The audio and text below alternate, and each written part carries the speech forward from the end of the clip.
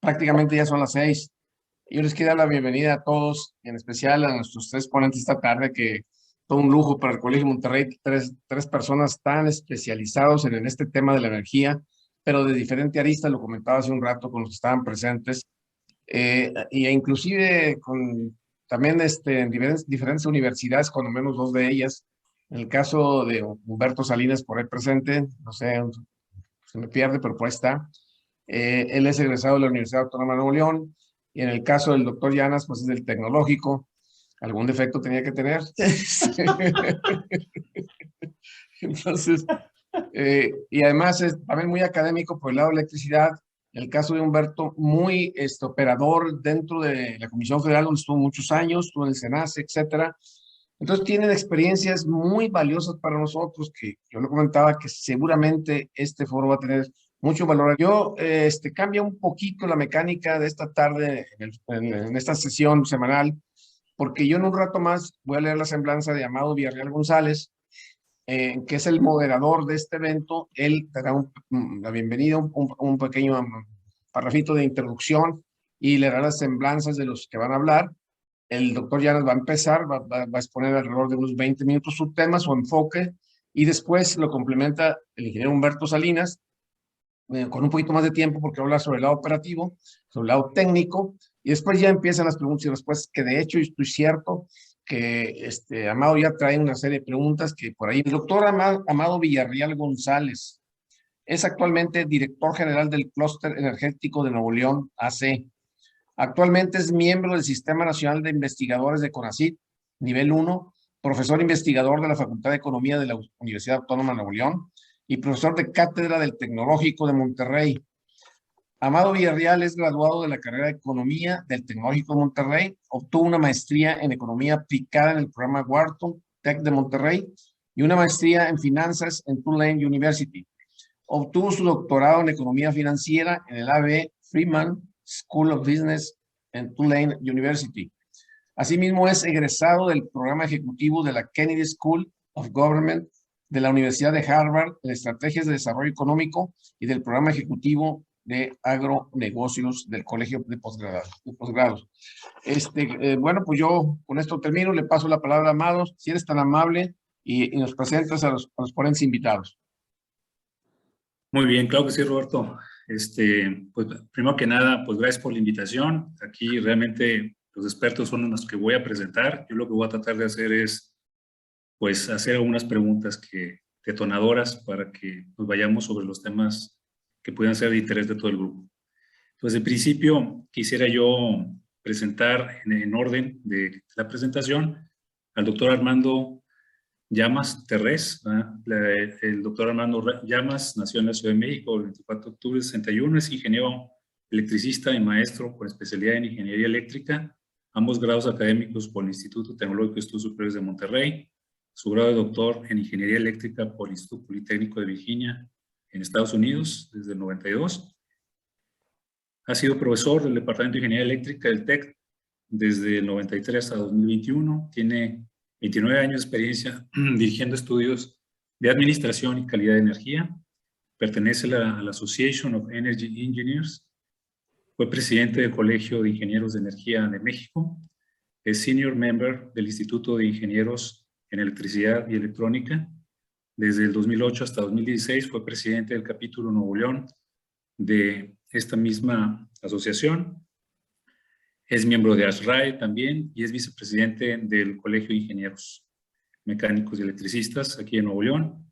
Y obviamente, dentro de su trayectoria, es autor de libros en temáticas asociadas al tema eléctrico, como es armónicas en sistemas eléctricos industriales, tierras eléctricas, publicados en 2004 y 2005. Ha realizado investigación en las áreas de ingeniería eléctrica, ingeniería energética, particularmente en aspectos de calidad de energía eléctrica, transitorios en sistemas eléctricos y uso eficiente de energía, fuentes renovables y mercados eléctricos. En estas áreas ha sido consultor durante más de 25 años.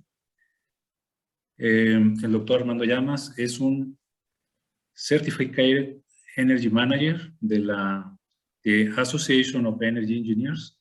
Es socio fundador de las empresas Ahorro y Calidad de Energía Eléctrica y Luxun. Perteneció al nivel 1 del Sistema Nacional de Investigadores del CONACYT. Doctor Llamas, pues bienvenido. Gracias por acompañarnos. Y ahora me presentaré a continuación al maestro de Ciencias, Humberto Salinas Barrera. El ingeniero Humberto Salinas Barrera es ingeniero mecánico electricista egresado de la Facultad de Ingeniería Mecánica y Eléctrica de la Universidad Autónoma de Nuevo León, de una maestría en Ciencias en Ingeniería Eléctrica con la especialidad en Sistemas de Potencia en la Facultad de Ingeniería Mecánica y Eléctrica de la Universidad Autónoma de Nuevo León. Su trayectoria profesional en la Comisión Federal de Electricidad incluye 30 años en la Comisión Federal de Electricidad y en el Centro Nacional de Control de Energía. Siempre en la operación del sistema eléctrico de potencia. Asimismo, ha formado parte del grupo directivo del CENACE en el 75, ha sido operador del CENACE del 75 al 80, analista de sistemas eléctricos de potencia del 80 al 82, jefe de departamento de análisis del sistema eléctrico del área de control noreste del 83 al 2000, participando en el análisis de operación diaria, del análisis de contingencias y en la revisión de la planeación. De 2000 a 2004 ha sido subgerente de sistemas de información del área de control noreste, también para el CENACE. Su trayectoria profesional fuera de la CFE, de 2005 a 2007, asesora en la compañía española Aplicaciones en Informática Avanzada en sede en Barcelona, Proyecto Ágora. De 2007 a la fecha, proyectista de instalaciones eléctricas, auditorías eléctricas, en base a las normas, asesor de sistema de potencia y asesoramiento para el llenado de anexos 4 CENACE. De 2009 a la fecha, en la unidad de inspección autorizado por la Comisión Reguladora de Energía de la CRE para instalaciones eléctricas. Participa en participaciones en organizaciones como ASIMEX, director de capacitación, Fundación Profime, el presidente de esta fundación, áreas de especialidad pues en las áreas de operación de sistemas eléctricos de potencia, en proyectos de instalaciones eléctricas de alta, media y baja tensión, en el apoyo en el llenado de anexos 4 del CENACE, capacitación en estas temáticas y apoyo al cumplimiento del código de red. Ingeniero, bienvenido. Gracias por acompañarnos en esta sesión. Muchas gracias. Muchas gracias. Pues muy bien, de acuerdo al orden que nos han establecido, pues yo quisiera primero pasarle la palabra estos primeros 20 minutos al doctor Armando Llamas, para continuar después con el ingeniero Humberto Salinas, y obviamente por ahí que surjan algunas de las primeras preguntas de este reto, de los aspectos críticos que tiene todo, en parte, la parte institucional, legal, quizá de la reforma eléctrica, y por otro lado, pues las condiciones técnicas en las que se encuentra el sistema eléctrico, pues, de nuestro país. Entonces, doctor Armando Llamas, adelante, bienvenido. Oigan, pues, primero que nada, muy agradecido por la invitación. Y aquí les estoy compartiendo mi pantalla para hablar sobre estos temas críticos de la reforma eléctrica. Hace mucho que no hago el chascarrillo sobre mi nombre, pero siempre digo, en un ambiente pues internacional, Assembling Flames, me llamo yo, Armando Llamas, Assembling Flames.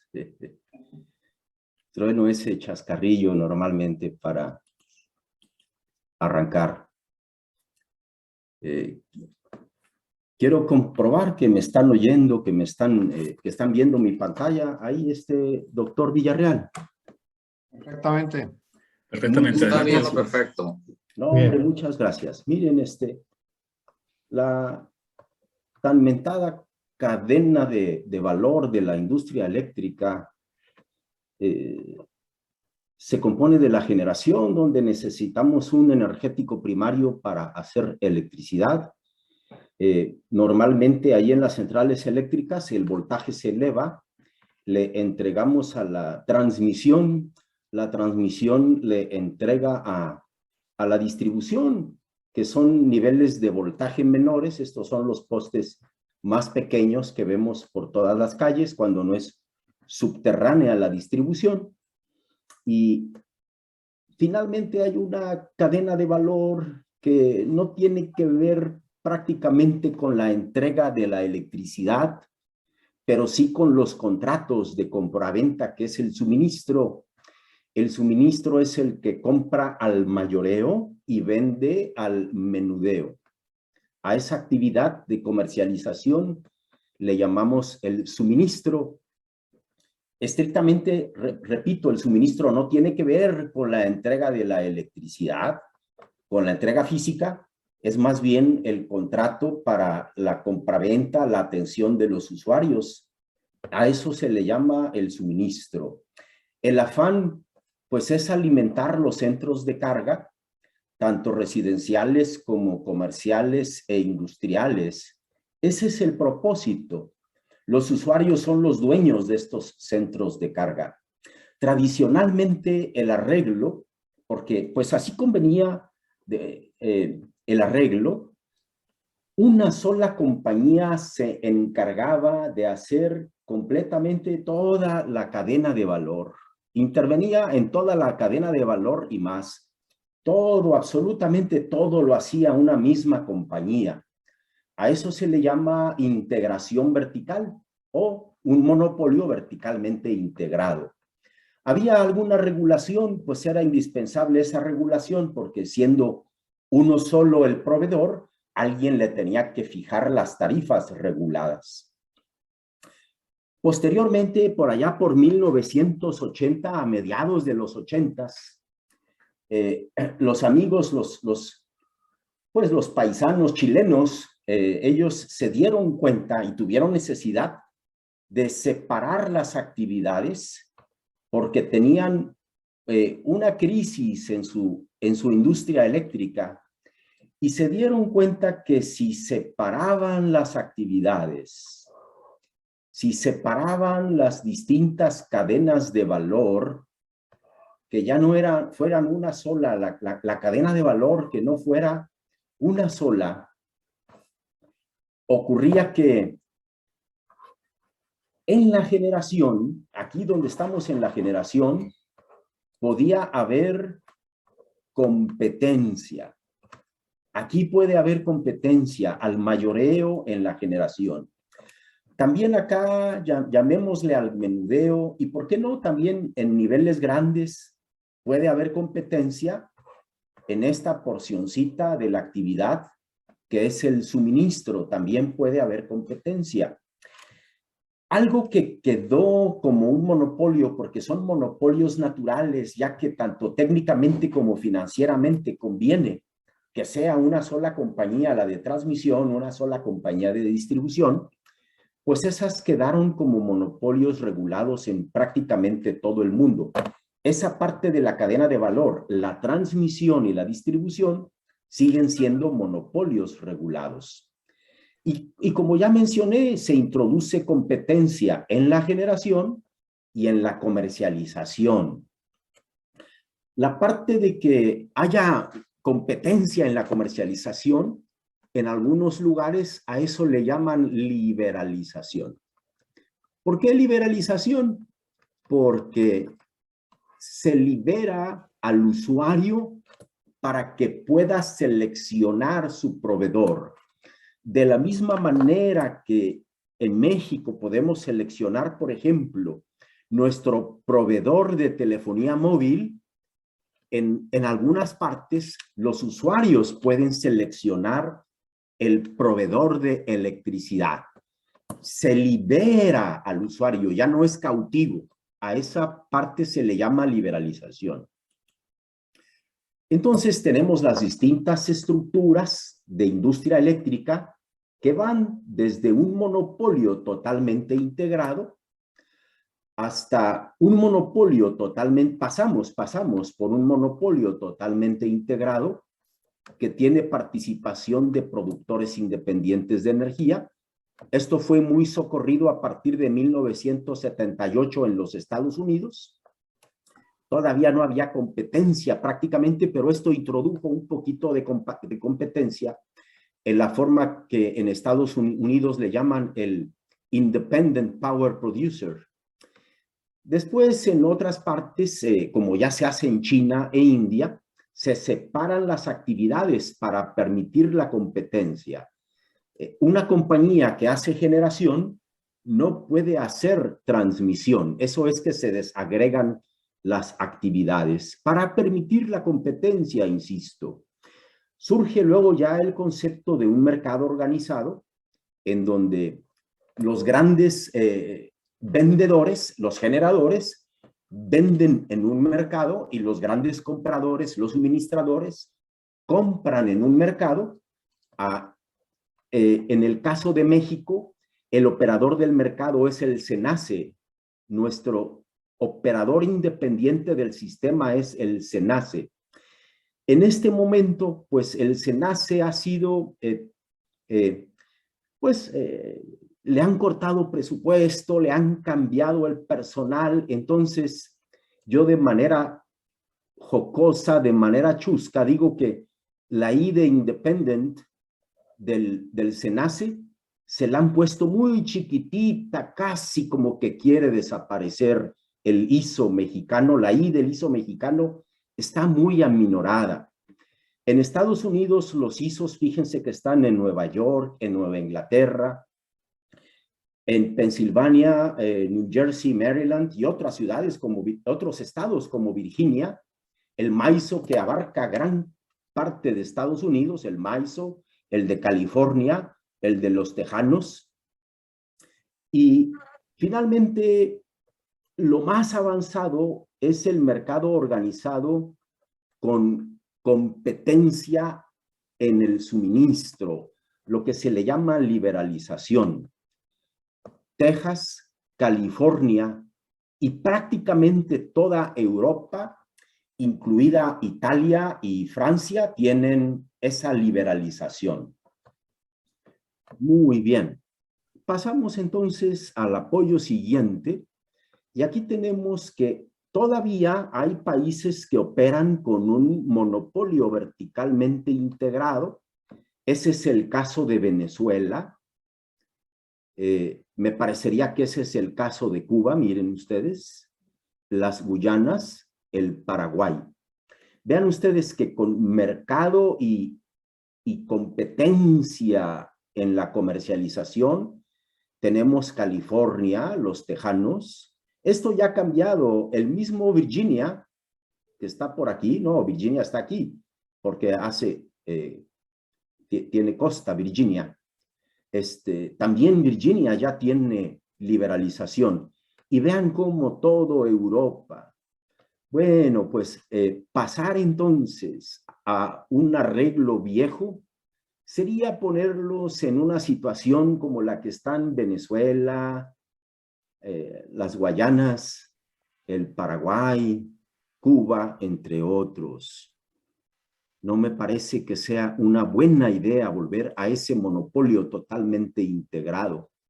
En México, ya con la reforma del sector de la industria eléctrica, tenemos que todo el sector eléctrico abarca desde la proveeduría de insumos primarios. El insumo primario más importante es el gas natural, que no haya duda.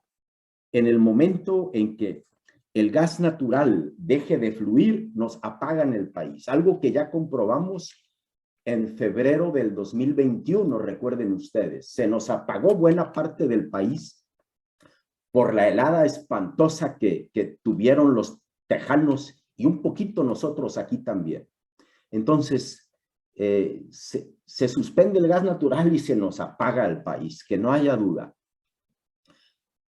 La industria eléctrica abarca la planeación, que es un atributo, una responsabilidad de la Secretaría de Energía. Hay que controlar todo el sistema eléctrico nacional. Esa es una labor de nuestro ISO, y recuerden que de manera chusca lo escribo así, el ISO, que le hemos aminorado la independencia. La operación del mercado eléctrico mayorista también es del SENACE. En la generación tenemos competencia, lo mismo que en la proveeduría de insumos primarios. Esto sigue siendo un monopolio. Estas estas actividades siguen siendo un monopolio. Las que están en color rojito son un monopolio desde la reforma constitucional del 2013. Entonces, fíjense que CFE está en todas partes. CFE le ayuda a la CENER en la planeación. CFE le ayuda un poquito, no es su responsabilidad en el control del sistema eléctrico nacional, pues precisamente en la parte de CFE Transmisión están las zonas operativas. CFE está aquí en la generación, CFE está en la comercialización. Oigan, CFE está en todas partes. El único detalle es que en la generación y en la comercialización tiene competencia. A decir verdad, en la comercialización no tiene competencia en lo que le llamamos el suministro básico. El suministro básico es para la chiquillada, para centros de carga chiquitos, digamos que menos de 1 megawatt de demanda máxima. Centros pequeñitos se quedan en suministro básico, no pueden pasar al suministro calificado. Oye, ¿y por qué la competencia? ¿Por qué es importante la competencia? Porque la competencia nos trae mayor eficiencia, colegas, fíjense. Al tener un mercado mayorista, pues esto trae competencia, nos trae una mayor eficiencia. Permite además algo muy padre, hombre, que cada quien pueda escoger su proveedor. Y pasamos al siguiente apoyo. La Comisión Reguladora de Energía requiere autonomía técnica, operativa y de gestión. Desde el 2000, la verdad es que la reforma del 2013 se comenzó a gestar en 2013, 2014 y 2015 y comenzó a operar en 2016, el mercado eléctrico en 2016, en 2017 y buena parte del 2018. Pero a partir del 2018, la reforma del 2013 tuvo un freno terrible.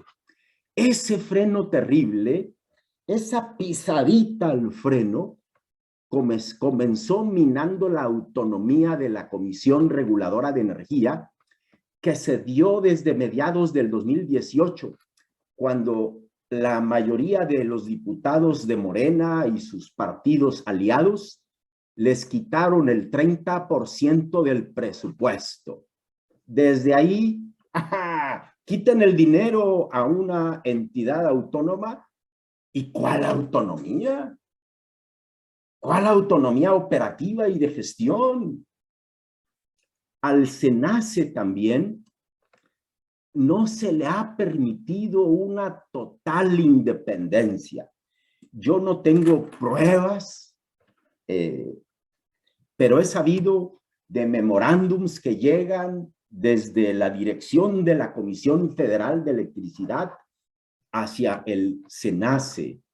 Sabemos de aquel oficio que hizo la Presidencia de la República con instrucciones a los reguladores y al operador independiente del SENACE.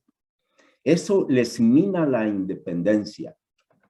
La iniciativa de reforma constitucional pretende modificar estos artículos y hacer 9 artículos transitorios. En ellos se menciona fuertemente, insistentemente, el rescatar a la CFE, el fortalecer a la Comisión Federal de Electricidad.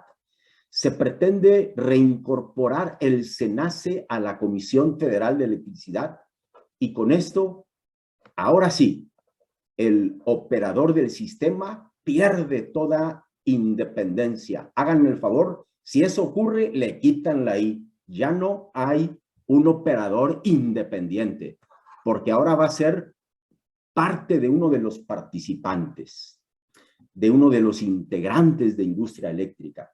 Se pretende que sea estratégica toda la cadena de valor, que todo esté a cargo para fortalecer a la CFE, que toda la generación, toda la comercialización, todo pase por la Comisión Federal de Electricidad. Muy bien, nos vamos a parecer a Venezuela y a Cuba. Además mencionan que los permisos de generación eléctrica otorgados, así como los contratos que tiene la CFE de compraventa de sector de electricidad con el sector privado, se cancelan. Se cancelan las solicitudes pendientes de resolución. Las solicitudes de permiso que están pendientes se cancelan, no más permisos. Pretenden desaparecer a la CRE. No puede haber mercado sin regulación autónoma. Desaparece el mercado. Si esta iniciativa de reforma se lleva a cabo, que no haya duda, el mercado desaparece. Oye, doctor Llamas, ¿y qué le ves de bueno tú a la reforma constitucional, a esta iniciativa? Lo único bueno que le veo es que puede ser que no sea aprobada.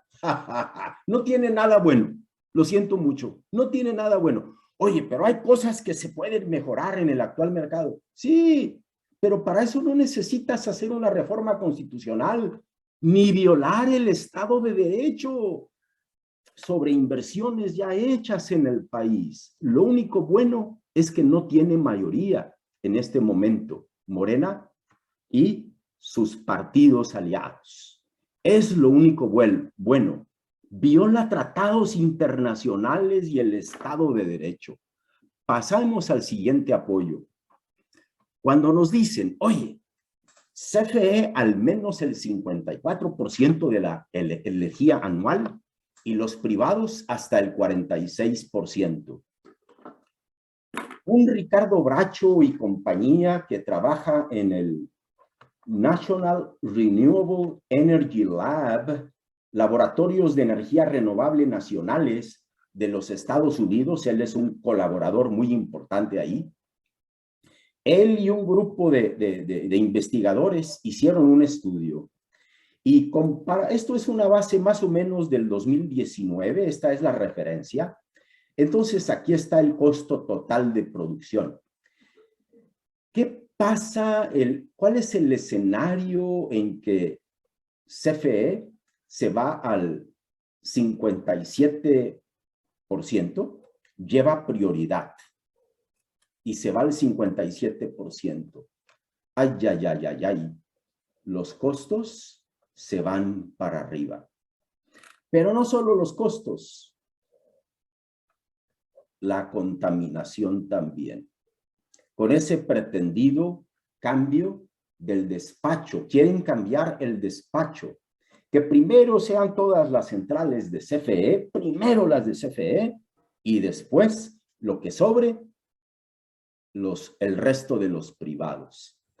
Otro arreglo posible es que lleven prioridad la CFE y los productores independientes de energía que ya mencioné.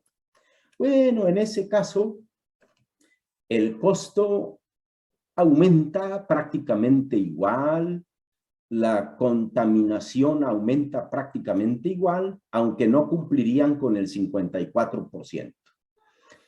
Y si se maximiza lo de CFE, que CFE esté con la chancla en el acelerador a fondo para CFE. Maximicemos CFE, dice este escenario. Uy, uy, uy, uy, uy. El costo aumenta en un 50%. Vamos a contaminar con emisiones de CO2 alegremente en un 65% más. Y se va a detener el 91% de la generación eólica y solar que se ha hecho en el país. Rápidamente con los productores independientes de energía. Rápidamente, ¿qué son esos productores independientes de energía? Son centrales que atendiendo a una licitación de CFE, en donde CFE dijo lugar, ¿en qué lugar? ¿Qué tecnología? ¿Qué combustible? ¿Qué capacidad? La empresa privada ganadora consiguió los dineros, construyó, es dueña y opera esas centrales que dentro de la capacidad contratada entregan toda su producción a CFE. son centrales privadas, pero la electricidad dentro de la capacidad contratada es para la Comisión Federal de Electricidad. Aquí se destaca muy importante esta, Mérida 3. Mérida 3 es el primerito, inició en el 2000, y ese año es importante. Es importante porque el ingeniero Humberto Salinas dejó de trabajar en CFE más o menos en esas fechas, pero es importante porque ahí entró en operación el primer productor independiente de energía. ¿Qué ocurrió a partir de ese 2000? Que el aumento en capacidad requerida para el llamado servicio público de electricidad ya no se dio con centrales de CFE. Sí crecieron las centrales de CFE, pero lo que más crecieron fueron los PIEs, productores independientes de energía, ciclos combinados principalmente, y un poquito de eólicas. Pero vean la capacidad de las eólicas, 612 megawatts. No, hombre, encontramos un puño de centrales que son más grandes que esa capacidad. Una sola de las centrales grandotas de ciclo combinado es más grande que toda la capacidad eólica de productores independientes de energía. Estos vale la pena destacar que fueron proyectos que iniciaron operación por allá por el 2011. Son centralitas eólicas poco competitivas, son caras, porque la generación eólica del 2021 es mucho, pero mucho más competitiva que la del 2011. Los costos de CFE contra los costos de los productores independientes de energía. Miren, esto es de una auditoría de desempeño de la Comisión Federal de Electricidad publicada por la Auditoría Superior de la Federación en lo correspondiente a la cuenta pública del 2019. Las centrales de CFE, por cada kilowatt hora, hay que perderle el amor a 1.79 pesos. CFE Generación 5, que son los productores independientes de energía, menos de la mitad. Este es del 2019.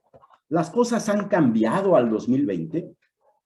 Ahora cuesta 1.40 las de CFE y 0.76 los productores independientes de energía. Ya no se conservó la relación de más de 2:1, pero no se desvió demasiado, fíjense.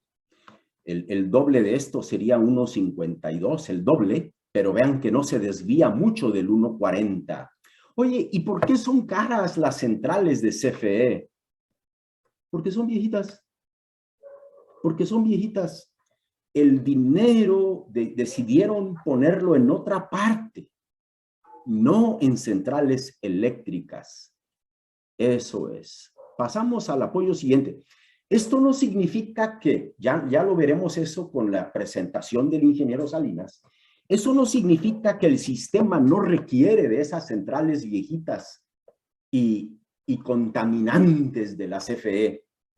El sistema las requiere en las horas de alta demanda y en las horas de poca reserva. En esas horas, son unas cuantas horas al año que se requieren, pero son indispensables, si no el país va a tener apagones si no tenemos esas centrales de CFE. Pero lo que pretende la iniciativa es que generen como base. No sirven como base. Son muy viejitas. No sirven como base. Algunas centrales sí sirven como base, la mayoría no. Continuamos con el siguiente apoyo. ¿Cuál es un problema grave? Fíjense que la CFE no ha puesto suficiente dinero en generación, pero ha dejado que se caiga la distribución. La distribución, recuerden, son los postes que hay en todas las colonias del país y que podemos ver cuando no es subterránea. Noten ustedes, al hacer un recorrido, cómo muchos postes de distribución se sostienen como por arte de magia, están a punto de caerse. Si sopla un vientecito fuerte, no, hombre, es un falladero. ¿Por qué? Porque no se ha invertido en distribución. Pero la cosa no se ha quedado nada más de que no ha habido en distribución, veamos cómo han aumentado las pérdidas en transmisión, fíjense ustedes. También un reporte de la auditoría de desempeño, tanto la del 2019 y ya actualizado el dato con la del 2020. Ocurre que se cancelaron los proyectos que eran necesarios para sacar la generación eólica de aquí, del istmo de Tehuantepec, para poderla llevar rápidamente mediante líneas de corriente directa al Valle de México, de Ixtepec, Oaxaca, a Yautepec, Morelos, por la vía rápida, corriente directa, una línea sin escalas. Esto sería impensable hacer en corriente alterna, sin escalas. La línea más grande que tenemos es por acá como de Piedras, que no sé bien dónde queda, y es un tramito largo, no hombre, es todo un problema, esa línea que va de Piedras a una minera que está por aquí. No, hombre, es la línea más larga que tenemos y es problemática. Mande, ingeniero. Hércules. Hércules Potencia, exactamente. Entonces, en el gobierno pasado idearon un fideicomiso con una fuerte lana, lanzando esta fibra ese fideicomiso, que a los que compraron los bonos de esa serie se les reembolsa sus ganancias salen de CFE Transmisión. De CFE Transmisión sale un 6.77%. Los derechos de cobro que hace el SENACE, no todo se lo da a la CFE. Una parte importante va a la fibra para pagarles a los inversionistas. Ese fondo ya tiene una cantidad considerable de millones de pesos, varios miles de millones de pesos, pero no los han usado, no los han usado. Se les paga a los inversionistas, pero no se ha usado esa feria. Ay, no solo no la han usado, sino a pesar de que sacan la feria de transmisión, no la quieren usar en transmisión, porque tienen un dicho: ¿para qué le voy a pavimentar el camino a mi competencia? No quieren invertir en transmisión. ¿Dónde quieren invertir? Ya saben en dónde. En generación, justo donde no se requiere, justo donde no tienen el monopolio. Insisto, no han invertido. Tienen la feria, pagan a los inversionistas, pero no han hecho infraestructura. Y cuando la usen, quizás no la usen para transmisión. No tienen el mandato de usarla para transmisión, pero pues es donde tienen el monopolio. Si el gobierno no invierte en transmisión, el sector privado no lo puede hacer. Y con esto dejo de compartir, para ver como les digo a mis alumnos, para ver sus caritas soñolientas. Muy bien, doctor, gracias. Gracias por la presentación. La verdad es que el doctor Armando Llamas es muy académico, muy, yo diría que más bien es esta capacidad docente de poner los temas complejos de una manera muy sencilla. Gracias, doctor. Quiero nada más hacer una breve pausa y preguntarle a Roberto. ¿Damos entrada a una pregunta que está en el chat y alguien que está levantando la mano, o continuamos con...? No, preferiría continuar con Humberto para que se acabe la exposición. Perfecto, muy bien. Entonces, pues continuamos con el ingeniero Humberto Salinas. Bien, pues los números que presenta el doctor Armando Llamas, pues no hay manera de poderlos defender.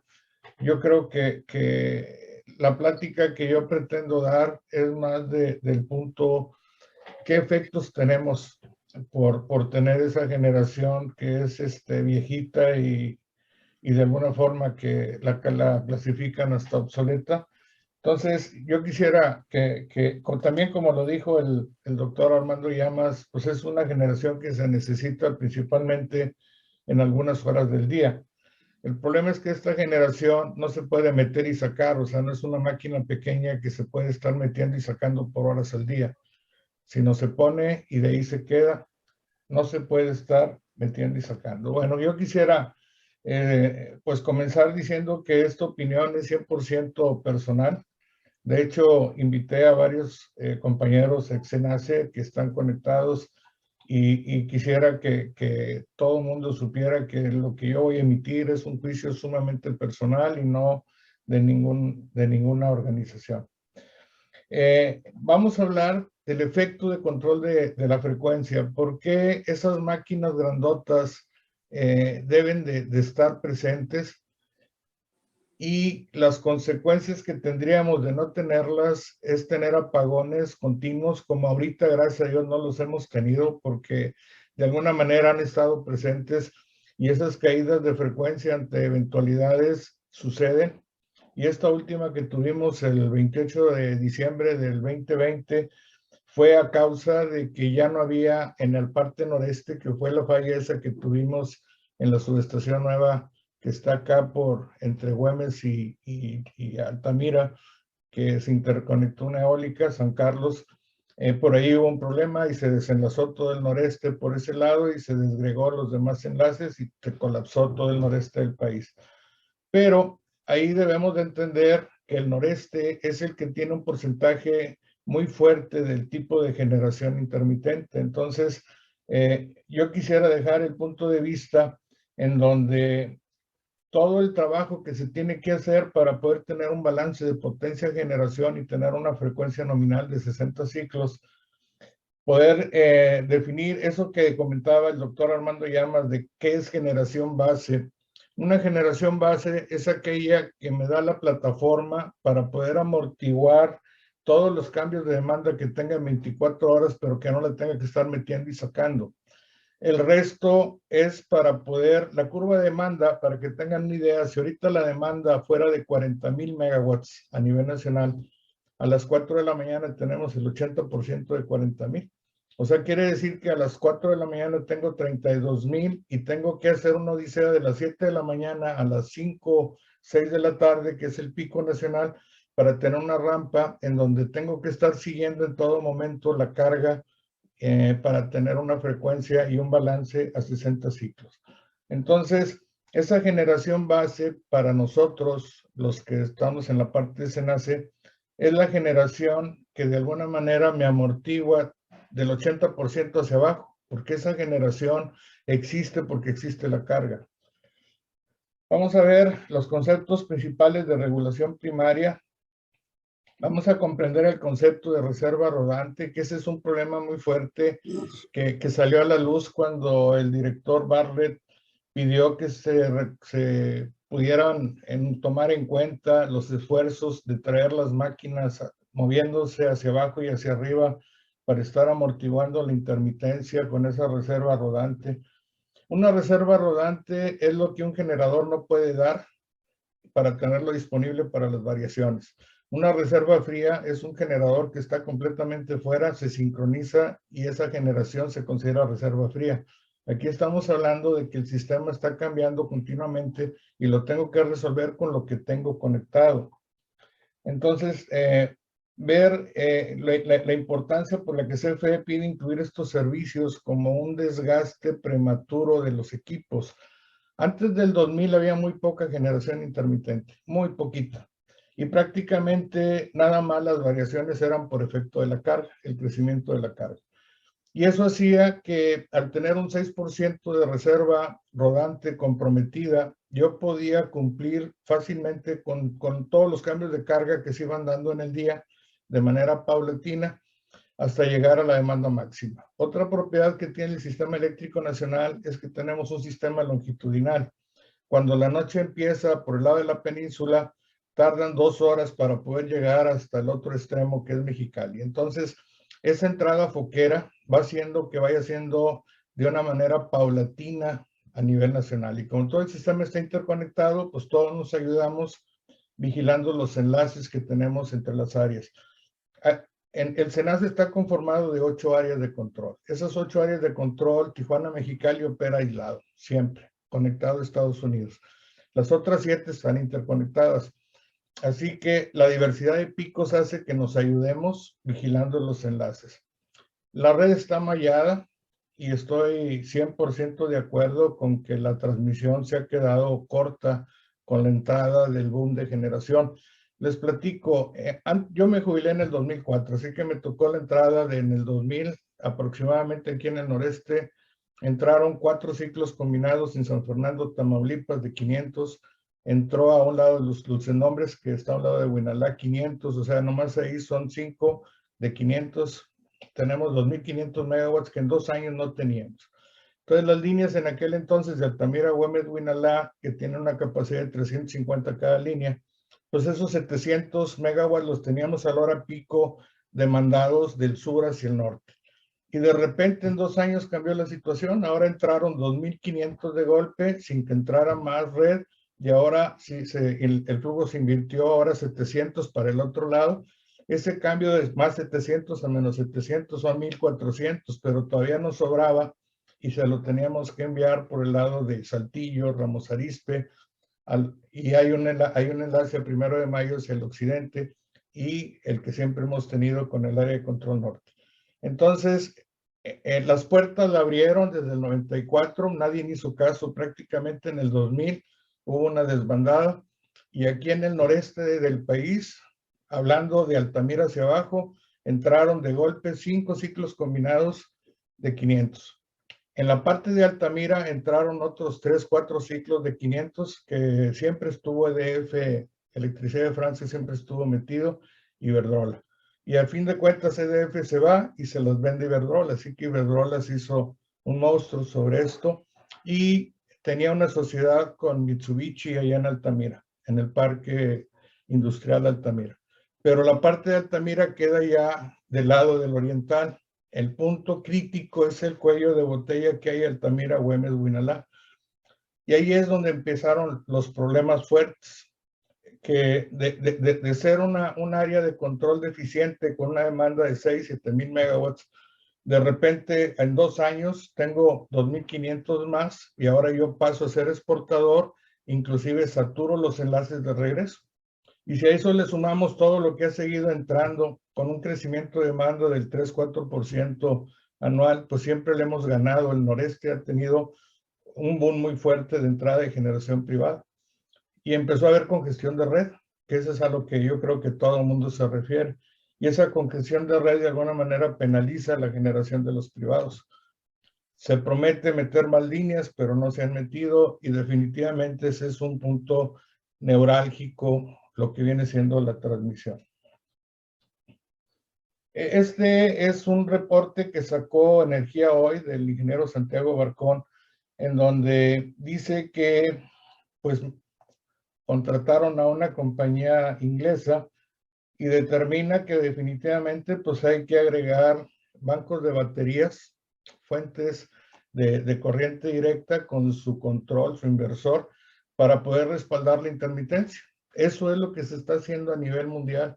A nivel mundial están reconociendo que esa intermitencia, para que puedas parar la térmica, necesitas tener algo que te esté apoyando para que esa intermitencia te la dé esa fuente de corriente directa. Y de alguna manera eso contrarresta esas variaciones de frecuencia. Y de esa manera dices, bueno, dependo menos de esa generación térmica. Pero eso es un gasto adicional.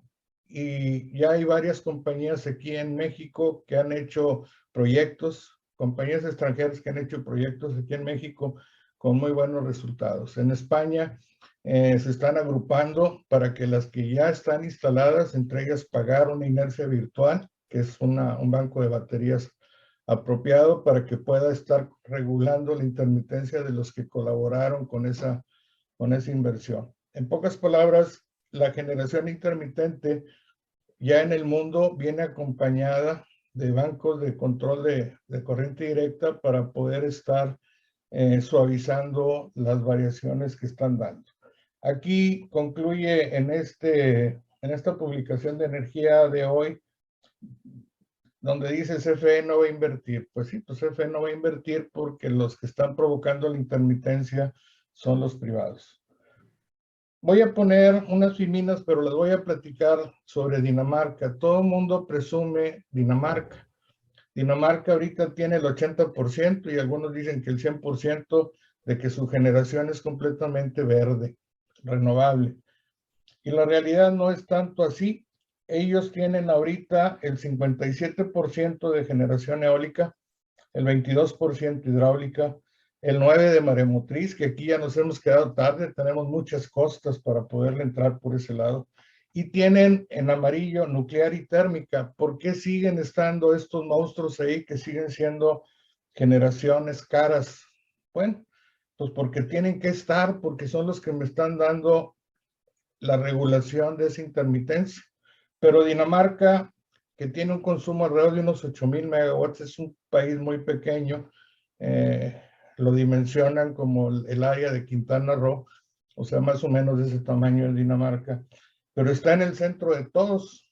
Entonces, ellos tienen ahorita, desde el 2005, se pusieron de acuerdo con sus países vecinos y tienen conexiones directamente con Suecia, con Alemania, con Finlandia, otra vez con Alemania, y total, todos esos enlaces hacen que le den precisamente el soporte de la intermitencia. Por eso es posible que Dinamarca tenga esa cantidad de generación renovable, porque el exterior le está ayudando. ¿En qué termina Dinamarca? Voy a leer lo que está subrayado en negrito. Dice, su experiencia en la integración de las energías variables le ha enfrentado a problemas técnicos novedosos y a la búsqueda de soluciones. Si seguimos leyendo lo que está en la parte en amarillo, dice el uso de código para poder entender lo que ellos tenían que acordar con sus sistemas vecinos, es la adopción de prácticas operativas para que la transmisión con flujos de potencia variable y el uso de código de red que incluye servicios conexos asociados a la incorporación de las energías variables. O sea, Dinamarca está aceptando pagarles un costo adicional en el rubro de servicios conexos, en donde si revisamos nuestro código de red, servicios conexos no incluye que las energías de estas generaciones térmicas e hidráulicas, que son las que tienen la capacidad de mover su punto operativo del 100 al 50 y a los siguientes minutos otra vez al 100, no hay otro tipo de generación que lo pueda hacer.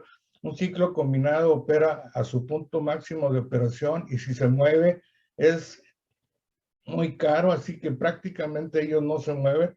Y se los digo con mucha propiedad, yo por años me encargué de revisar el anexo F en donde empezamos a revisar a todos los privados sobre las variaciones que tenían que tener en la regulación y prácticamente no participaban.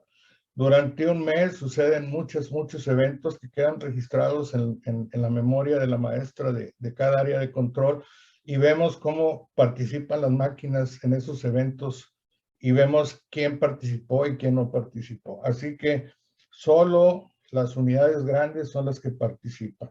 Y Dinamarca está aceptando que depende de esos enlaces y eso para ellos es pues tienen que pagar ese servicio de respaldo de su potencia intermitente. El código de red nos dice que la regulación primaria se basa en la actuación de los gobernadores de velocidad. Antes de que todo existiera, más, antes del 2000, había muy poquita generación intermitente.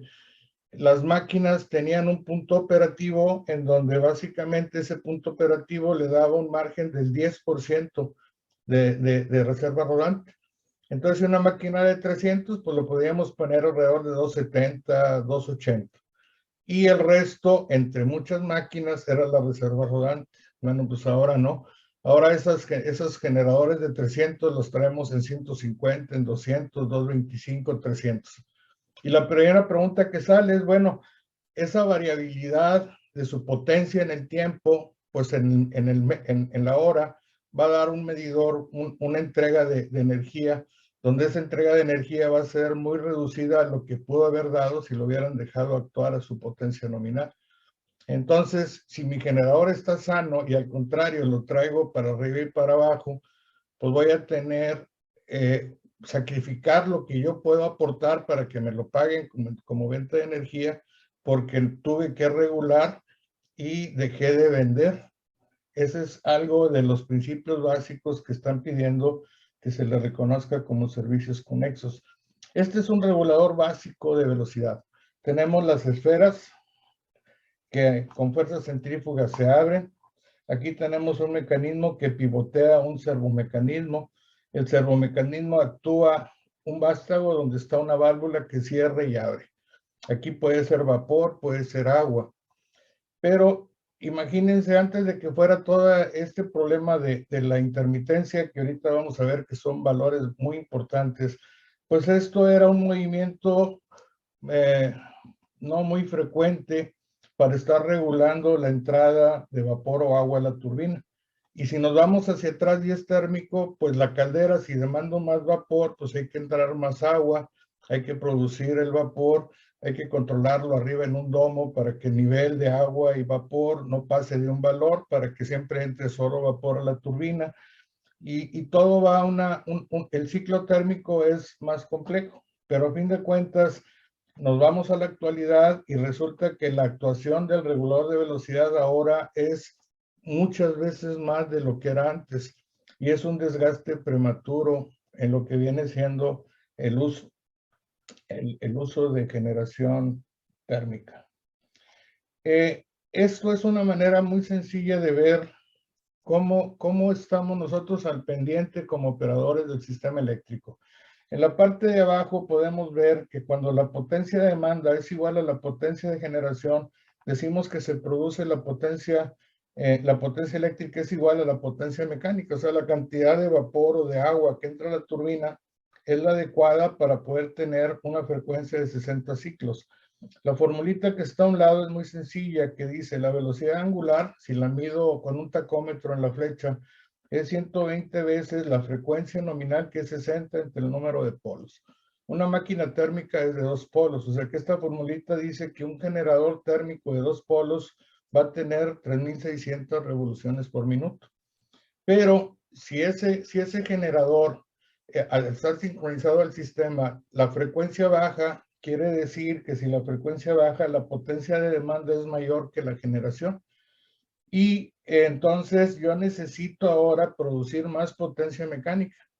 Y ese efecto de producir más potencia mecánica es lo que viene siendo el efecto de regulación primaria. Ahora al revés, si yo tengo una frecuencia mayor de 60 porque la demanda bajó, ahora tengo más generación que carga. Entonces ahora tengo que decir, el regulador, ¿sabes qué? Cierra válvulas para que se reduzca la velocidad. Y este es un movimiento muy interesante porque depende de las constantes de tiempo del generador, la constante de tiempo de la turbina, y todavía pudiéramos agregar la constante de tiempo de la caldera. Si yo tengo una caldera muy eficiente, pues qué bueno, pero por más eficiente que sea, si yo le demando más vapor, necesito inyectar más agua, meter más calor, producir el vapor y entonces darle ese vapor para dar potencia mecánica. Entonces, aquí tendríamos que agregarle la constante de tiempo de la caldera. Y los parámetros que ahorita vamos a ver, que es la constante de inercia, esa es la que se lleva los aplausos en las unidades térmicas. Por eso es que en Dinamarca las propias las dejan, porque no las llevan a cero, las redujeron mucho, pero no las paran en su totalidad, porque ellos quieren tener energía cinética. Y la energía cinética es el producto de la inercia por el tiempo. Ahorita lo vemos muy rápido. En un disturbio, ¿cómo se desencadena un disturbio? Cuando yo tengo un sistema balanceado y de repente pierdo toda una central, río escondido, 4 máquinas de 300, pierdo 1.200 megawatts. Esos 1.200 megawatts en el instante los perdí, y en ese momento hay una respuesta eléctrica natural en donde todos los generadores dicen, yo tengo que compensar a medida que estén cerca de río escondido. Y entonces esas unidades que dieron respuesta de potencia eléctrica no tienen un respaldo de potencia mecánica, y empieza a generarse un problema de diferencias de potencia y empieza a perder velocidad del generador. Y luego viene la respuesta inercial, la cantidad de energía cinética que yo tengo almacenado en la turbina generador que están acopladas en la misma flecha. Y después sigue la regulación primaria y luego el efecto de compensar toda la generación que perdí. Aquí vienen las fórmulas, no las vamos a ver, solamente les comento que hay mucha gente que está continuamente al pendiente del estudio del sistema eléctrico en el SENACE, pero a mí me gustaría que pudiéramos ver qué es la inercia. La inercia es muy sencilla. Yo tengo un generador de 300, está entrando la potencia mecánica en vapor para que yo pueda hacer que el generador entregue 300. Si ese generador le corto la potencia mecánica y le dejo solamente la potencia eléctrica nominal de 300 y cuento el tiempo en que tarde en pararlo, ese es el tiempo de la constante inercia de los generadores. Una máquina de 300 térmica tarda 5 segundos en detenerlo. Un ciclo combinado de 500, 2 turbogases y un vapor, tarda 2.5 segundos en detenerse. Las máquinas de Laguna Verde tienen una constante inercia de 5, pero son de 600. Entonces, la energía cinética, que es lo que yo quiero, es el producto de la potencia por el tiempo de su H. O sea que si yo tengo una máquina de 300 de 5 segundos, pues tengo 300 por 5, 1500 megawatts segundo de energía almacenada. En la máquina de Laguna Verde serían 600 por 5, serían 3000. Bueno, todos esos números, esa energía que ahorita ustedes van a ver, este es el estudio de una variación en la parte de abajo, en el eje vertical tenemos frecuencia, en la parte de arriba tenemos desarrollo de potencia y luego la horizontal es el tiempo. Y esta es la manera en segundos como oscila la frecuencia hasta llegar a un valor de estado estable. Aquí lo interesante es que por favor vean la línea azul con la línea roja. La línea azul en la primera etapa es la respuesta inercial, o sea, qué tantas máquinas que tienen masa giratoria tengo conectadas. Esa es la respuesta inercial, el número 2. La primera es la eléctrica y luego ya viene la inercial. Y aquí es algo muy importante. En el instante en que se hace el desbalance delta PD, empiezo a tener la caída paulatina de frecuencia. Cuando hay un cambio en la pendiente de la caída de frecuencia es porque se igualó el desarrollo de potencia mecánica del gobernador de velocidad con la potencia que yo perdí o que agregué. Y hay un sobrepase natural porque el gobernador de velocidad es mecánico y así está hasta que finalmente llega a estabilizarse y llegamos a quedar en una frecuencia menor a la que se inició. Bueno, esa es la respuesta del regulador de velocidad. Si nosotros no tenemos esa generación antigüita y viejita y obsoleta, vamos a irnos con una caída de frecuencia mayor. ¿En qué me afecta que la caída de frecuencia llegue a este punto o llegue a este otro punto? En que yo voy a tener disparos automáticos de carga por baja frecuencia o tengo que vigilar que los generadores no queden mucho tiempo en regiones de frecuencia que entran en frecuencia natural y se quiebran los álabes. Hay muchos problemas que hay que vigilar ante la primera caída de frecuencia. Entonces, esto que está aquí es determinante. En el evento que tuvimos el 28 de diciembre del 2020, teníamos mucha generación intermitente en el noreste del país. Entonces, la frecuencia cayó inclusive con una pendiente mayor que la roja, cuando si no hubiera habido generación intermitente y pura normal, la caída de frecuencia hubiera sido normal y no hubiera pasado el apagón que pasó. Es a lo que se refieren. Si vamos parando la generación que aporta inercia, nos vamos a colapsar con fallas muy pequeñas. Esto es lo que se llama energía de regulación, la cantidad de potencia que pierdo entre la cantidad de frecuencia. Esta es la manera de ver cómo se incrementó la carga ya en estado estable.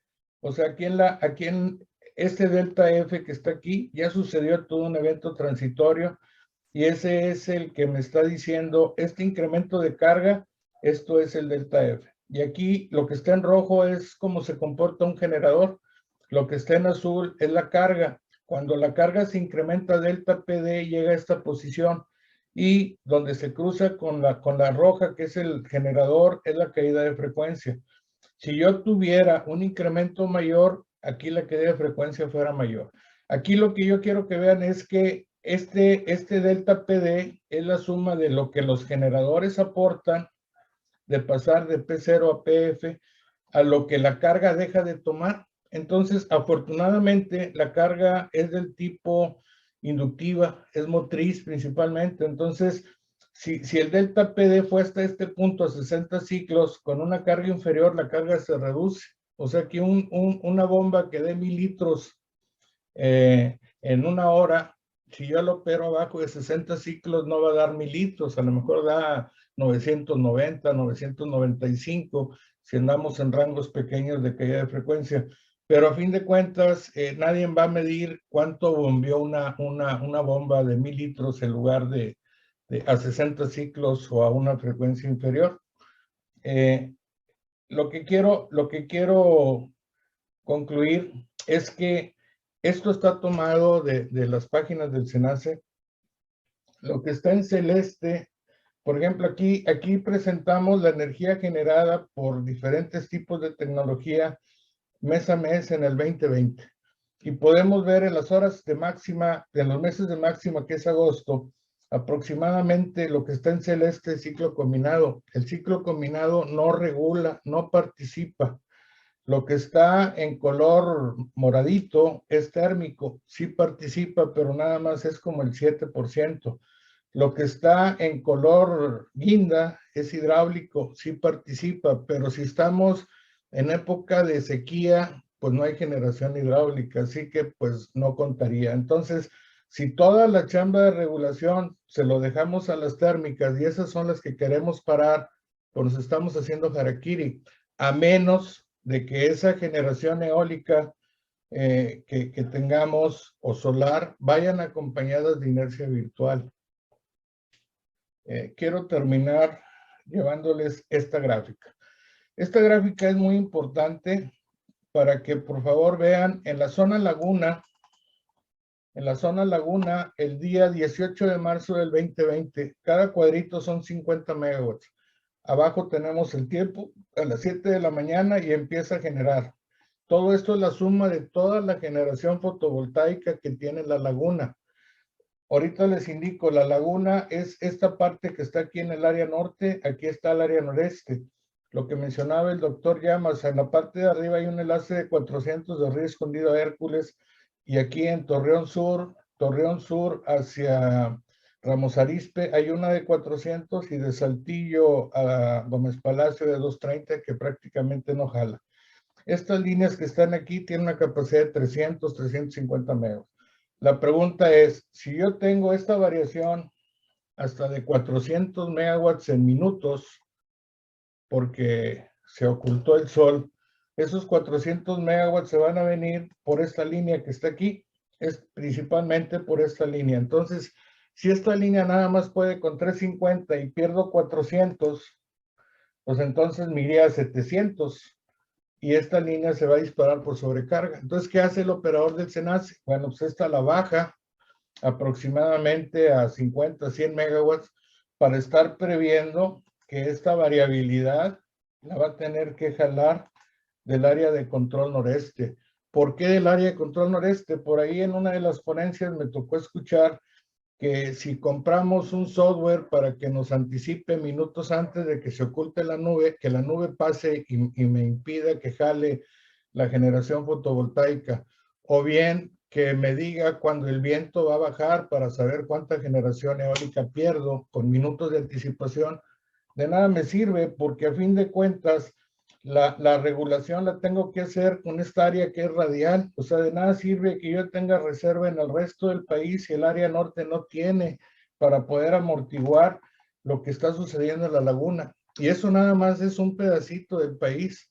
Entonces, lo que a mí me gustaría mucho que quedara de esta plática es que la intermitencia es muy fuerte, la intermitencia es por zonas, la intermitencia nos satura enlaces. Entonces, en realidad, es muy difícil dejar que el sistema se llene. Una térmica que es más ciclo combinado que la térmica tradicional, hidro, lo que está en color verde es eólica y lo que está en amarillo es fotovoltaico. Esto es el 17 de mayo del 2020. Y miren cómo está el control de frecuencia. Es una lluvia prácticamente como la que hicimos en la escuela. Pues prácticamente esta es la presentación. Yo quisiera, yo no estoy a favor ni en contra. Yo simplemente emito una opinión técnica en donde esa generación térmica que se dice viejita y lo es, pero yo les puedo garantizar que cada 3 años se cambian todas las turbinas en nuevecitas, o sea, los álabes se tiran y se mete todo nuevo, se meten todas las tuberías de las calderas nuevas y se deja esa unidad térmica como si fuera salida de agencia. Sin embargo, el ciclo térmico pues es más costoso que un ciclo combinado. Pero si le ponemos una penalización al ciclo combinado porque no participa en regulación y la comparamos con lo que sí participa, aunque es más caro, a lo mejor salen a la par, o en su defecto meter inercia virtual en toda esa generación intermitente para poder ahora sí prescindir de la generación térmica que hemos catalogado viejita o obsoleta, que de obsoleta no tiene nada. Muy bien, muchas gracias. Amado, nomás déjame Bien. pasar un par de avisos y pasaremos a las preguntas y respuestas.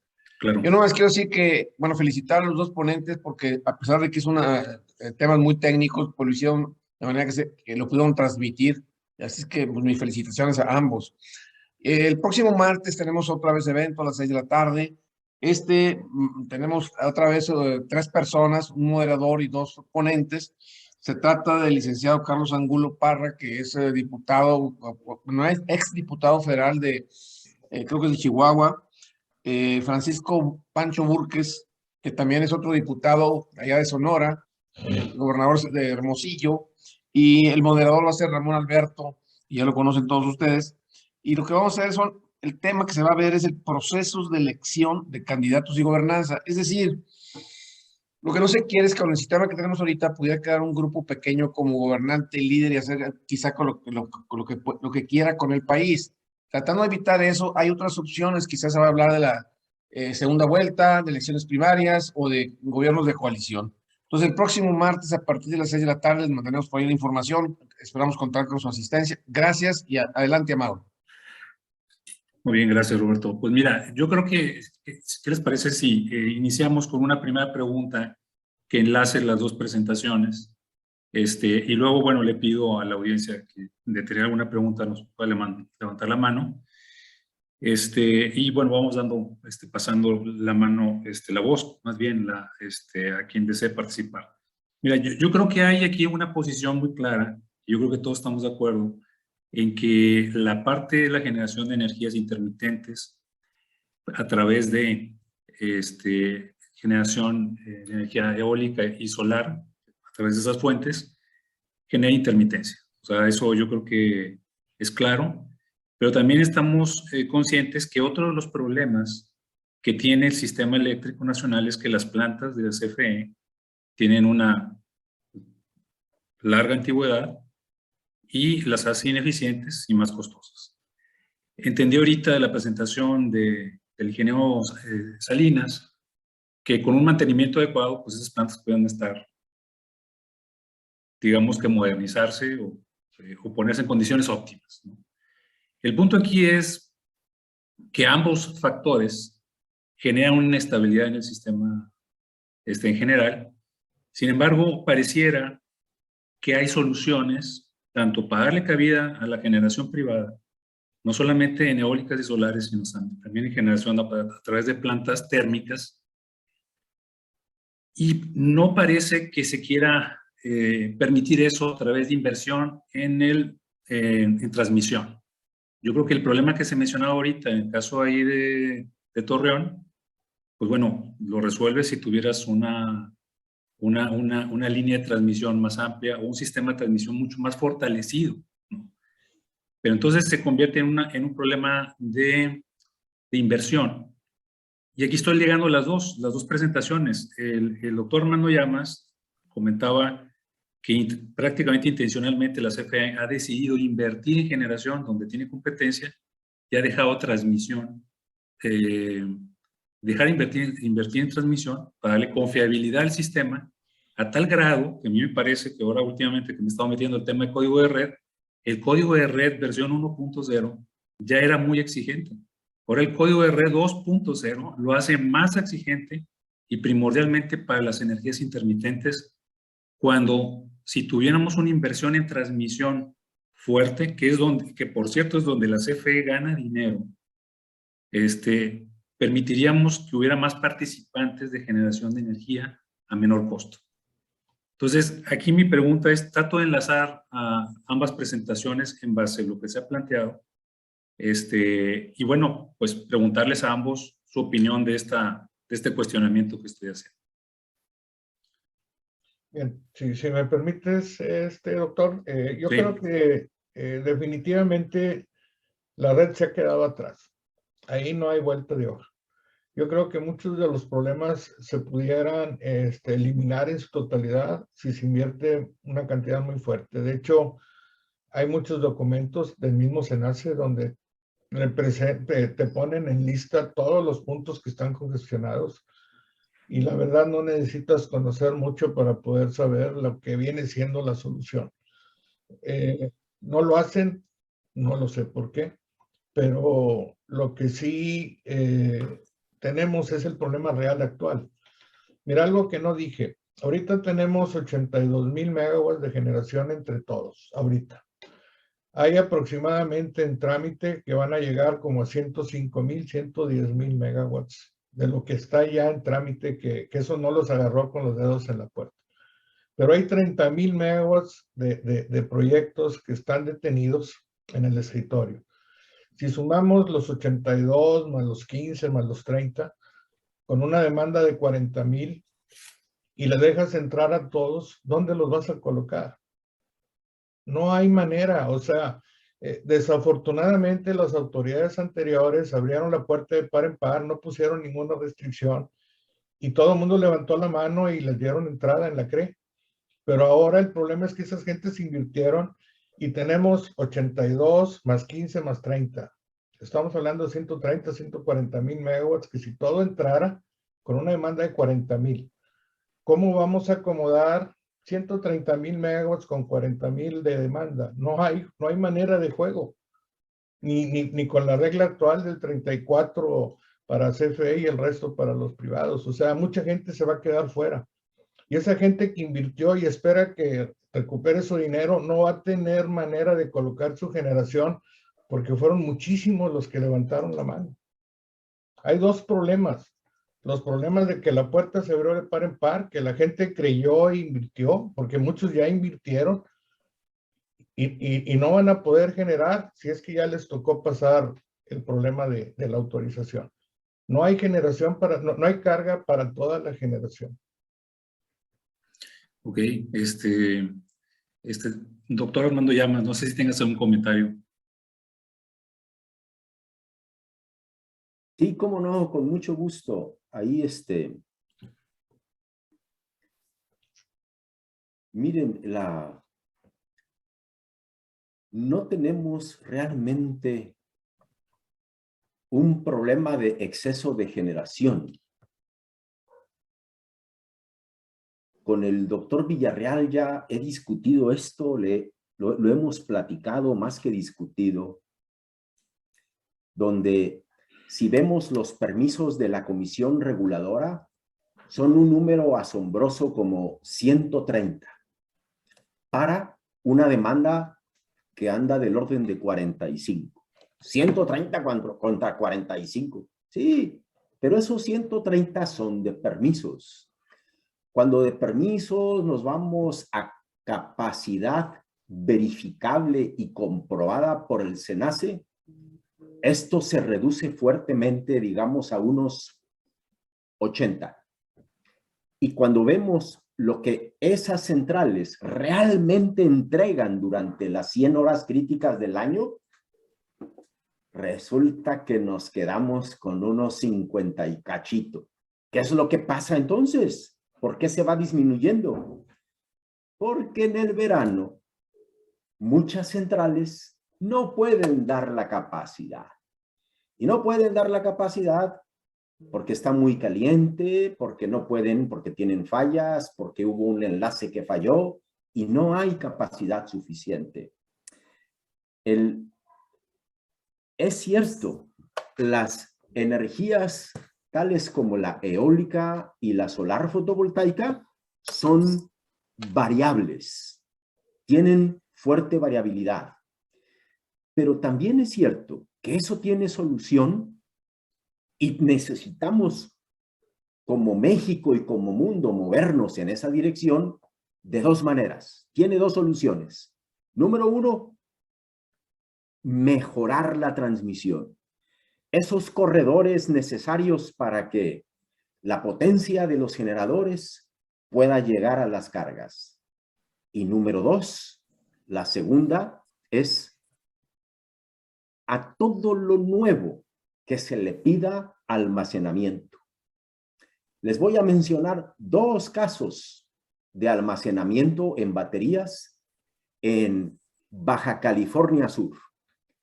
Le pidieron a Aura Solar un solar fotovoltaico grandecito para lo que es Baja California Sur, que son como 500 megawatts de demanda, un sistema relativamente pequeño. Banco de baterías. Acaba de entrar en operación comercial eólica Cormuel de 50 megawatts. 50 megawatts eólicos en el sistema interconectado nacional que va desde Puerto Libertad, Sonora hasta Yucatán. No es nada, 50 megawatts eólicos, no, hombre. No, pero no es nada. Pero en el sistema de Baja California Sur, 50 megawatts son muchos. ¿Cómo resolvieron el problema? 10 megawatts de baterías. ¿Listo? Tienen su banco de 10 megawatts de baterías. Así pues, necesitamos modificar la Constitución. Necesitamos violar tratados internacionales. Violar el Estado de Derecho, porque ya se pusieron los privados aquí y les vamos a cambiar a todos las reglas del juego para resolver un problema de variabilidad de renovables. No, totalmente inaceptable. A lo mejor se me pasaron las cucharadas. Tomo demasiado café. Adelante, colegas, por favor. Gracias, doctor. Es que aquí, bueno, el punto es, en base a la información que se está dando, pareciera que tenemos un margen de maniobra muy pequeño. O sea, por un lado parece que hay muchos permisos, pero en realidad a la hora de entregar energía al sistema eléctrico nacional, tenemos un margen quizás todavía hasta menor a lo que se mencionó porque se requiere una reserva de potencia en el sistema. Entonces, bueno, ¿cuál es el nivel crítico en que realmente estamos involucrados actualmente? Porque es claro que muchos de esos permisos que están aparentemente ahí, las empresas no van a invertir con este ambiente de negocios. Por un lado. Por otro, la CFE, pues la verdad, salvo que con números rojos tenga que rascarle dinero al presupuesto y se deje de utilizar para otros renglones estratégicos, ¿no? Entonces, lo que está ocurriendo es que realmente pareciera que nuestra mejor noticia es que la economía no crezca. Porque si la economía crece, pues bueno, ahora sí que pues no hay manera de abastecer esa energía.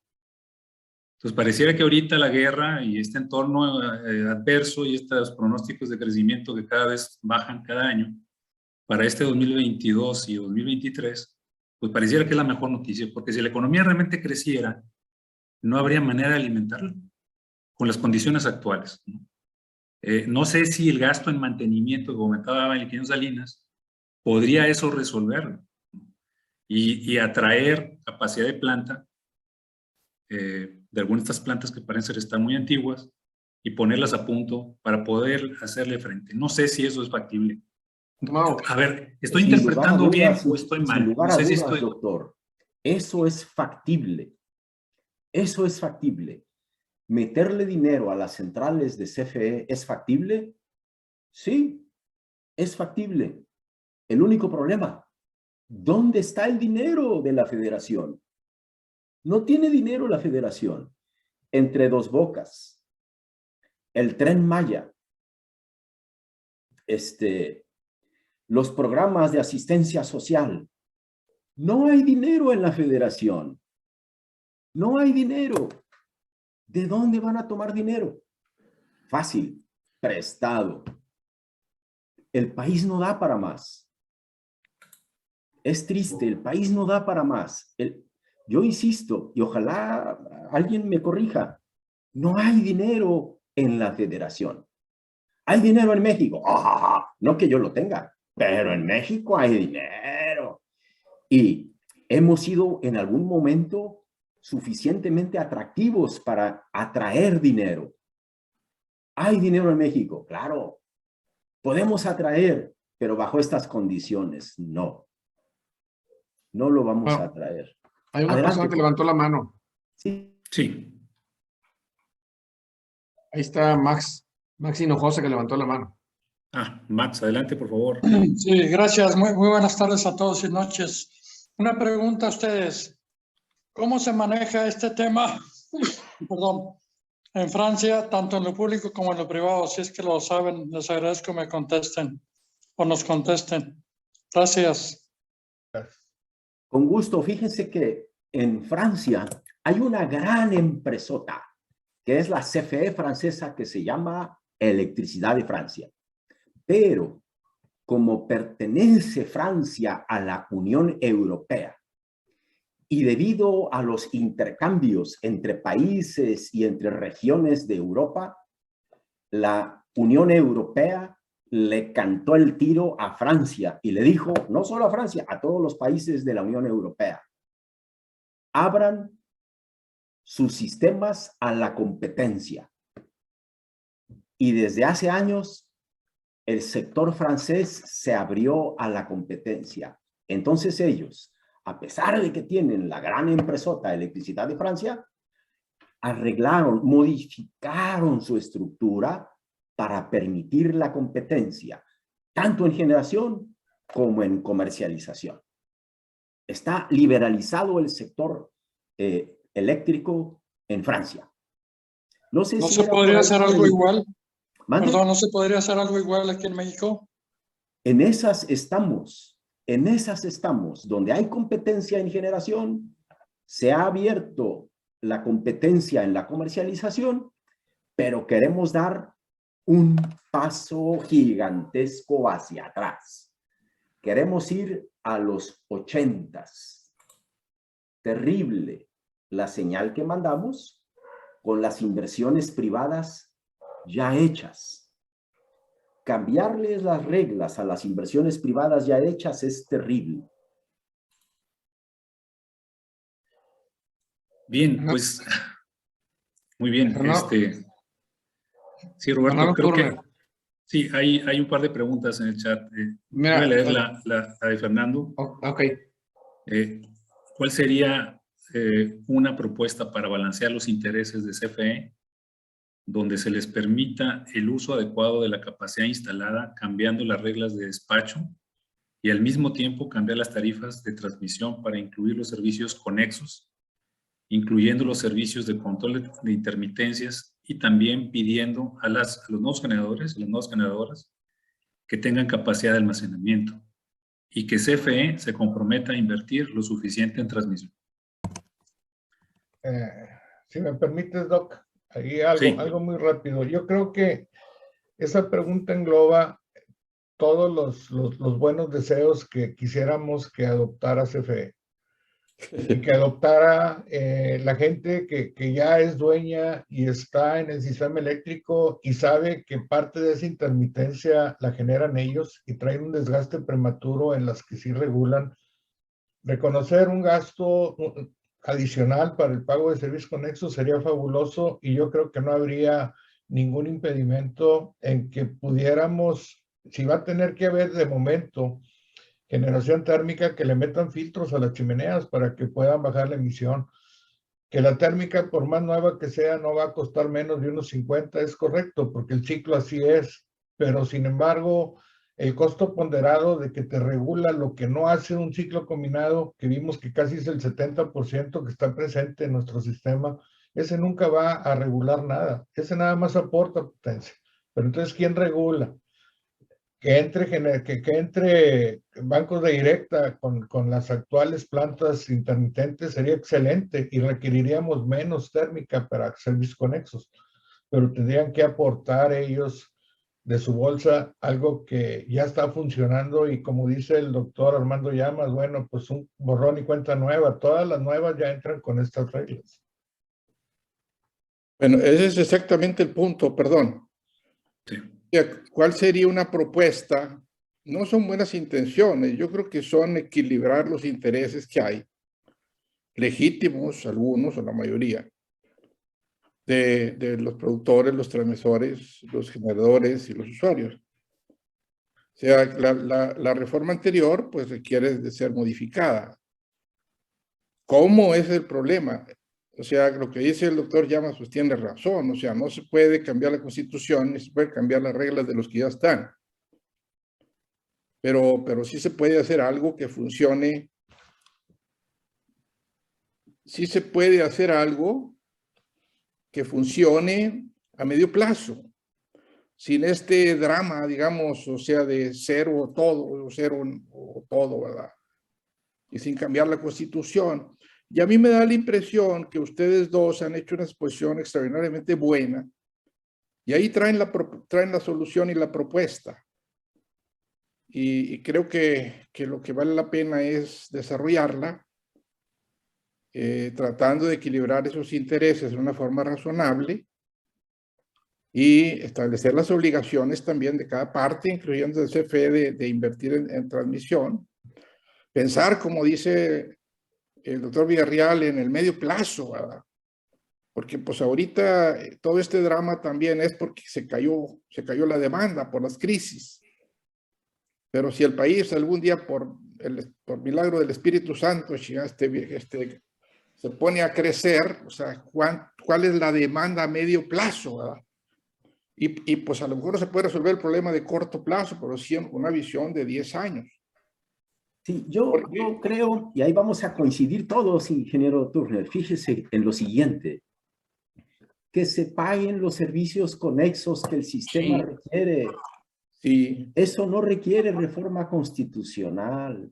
Sí. Eso es nada más Eso que es se un pongan punto. de acuerdo y que el SENACE diga y que se modifican y con la CRE y se modifican las reglas del juego, nada más, para que se paguen los servicios conexos. Ese es un punto. El otro punto son las reglas de despacho, ¿verdad? Sí. O sea, si las hidroeléctricas se quedaron en mala prioridad por los problemas específicos que tienen, las inundaciones, el llenado de presas y todo ese cuento, y no se les considera energía limpia, pues se les debe considerar energía limpia y las particularidades que tiene la generación hidráulica. Permítanme hacer una precisión. Sí. En México, las hidroeléctricas son limpias. Sí. No hay discusión. Okay. La ley reconoce a las hidroeléctricas como limpias. Okay. Lo que pasa es que para que reciban certificados de energías limpias, no basta con que sean limpias, tienen que ser nuevas, porque el afán era impulsar generación limpia nueva para que nuestro porcentaje de generación evidentemente eso desde un punto de vista económico pues es un absurdo, ¿verdad? ¿Cómo no se va a usar lo que ya existe? Exacto. Es absurdo. Y es absurdo el tipo de costos que se están manejando, porque se manejan a veces costos variables, y luego costos incrementales, y luego costos totales, y luego, o sea, es un relajo. Y luego también las tarifas, si no están completamente bien hechas, por ejemplo, a un generador de tipo no renovable, no se le carga el costo completo, pues se le está dando un subsidio en la tarifa implícito, ¿verdad? Y se está orientando hacia una inversión que no necesariamente está bien costeada. Entonces, pues, pero todas esas cosas, yo la verdad no lo había entendido hasta que ustedes no lo han explicado. Lo han explicado extraordinariamente bien, ¿verdad? Entonces, yo lo que yo les pediría, y aquí con el doctor, Villarreal, una propuesta. A lo mejor ustedes no pueden promoverla, no pueden, política, no sé, pero sí la pueden hacer técnicamente correcta, que es lo mejor para el país, ¿verdad? Y Justamente. vamos a apoyarla los que podamos, ¿no? Hay una afirmación errónea que he escuchado con frecuencia, que no pagan el porteo. Léanlo. Claramente dicen, no pagan el porteo. Es una afirmación errónea. Pagan el porteo. Sobre todo las centrales convencionales de autoabastecimiento. Pagan el porteo en base a una metodología que propuso la misma Comisión Federal de Electricidad, que propuso en su momento el grupo del doctor Florencio Aboites, que en paz descanse. El grupo de él hizo la propuesta de la metodología para determinar los costos del porteo para las centrales convencionales. Fue propuesta por CFE y adoptada tal cual por la Comisión Reguladora de Energía.